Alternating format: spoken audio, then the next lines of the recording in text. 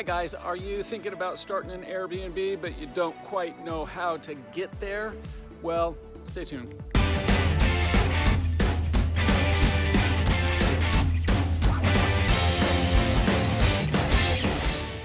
The first question should be, is this a business or is this just a vacation home that you want to rent just to pay for part of your bills? Okay, the next step and the most fun part of this whole process is pick an Airbnb in the area you're going to rent your place and stay in it for a few days. Look at how they have the setup.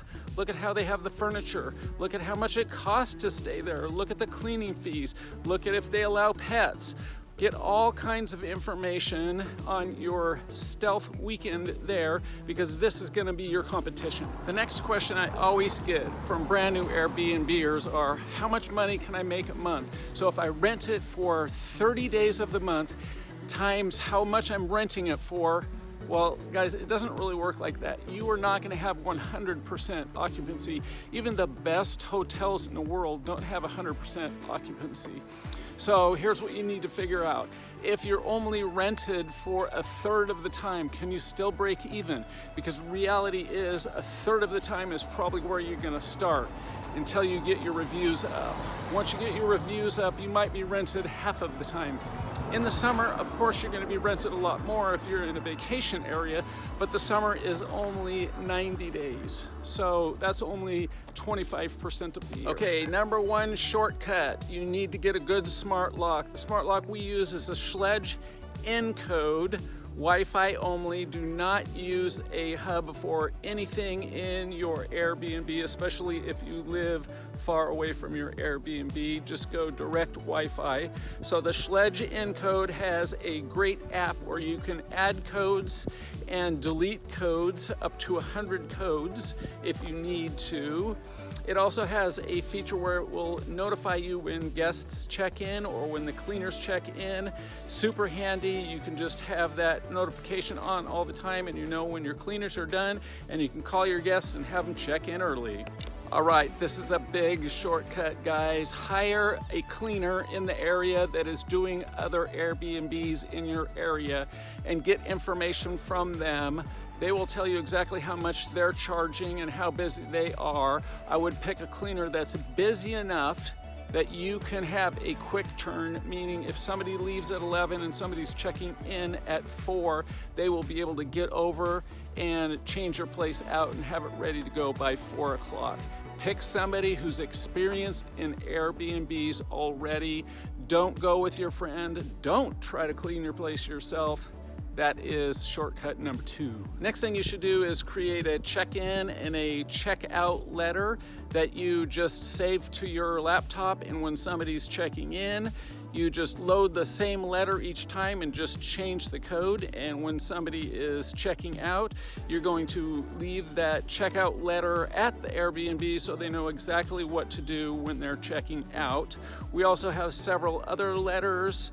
One of the other letters that we have is one day before letter. So reminding of the access code, we let them know what the weather is at the place. We let them know our favorite restaurants and pubs around the area. We have a day after they check in letter. I just send them a letter saying, hey, we're just checking in to make sure everything is fine and you can find everything. There's extra propane in the garage. There is a bike code that's the same for all the bikes. And if you have any problems, we are just right around the corner virtually. Just give us a message through Airbnb and we'll be in touch with you. The next thing I would do is create a house manual. Put all kinds of information about your house, how to use the thermostat, where the garbage goes, all kinds of stuff that might be unique to your house, and put it in that house manual. Put that house manual also with the checkout sheets in it on a desk or the foyer right when the guests check in. Okay, the next thing you can do if you think you're ready is take pictures of your place. Use good lighting. You can use a cell phone. You need to use it in landscape mode, just like the sideways mode like this, and have great lighting, probably shooting your pictures during the day. Get about 40 or 50 pictures of the inside of your place and maybe only a few of the outside of your place. I think it matters more what the inside looks like. All right, now that you got your pictures taken, you need to create a description on Airbnb.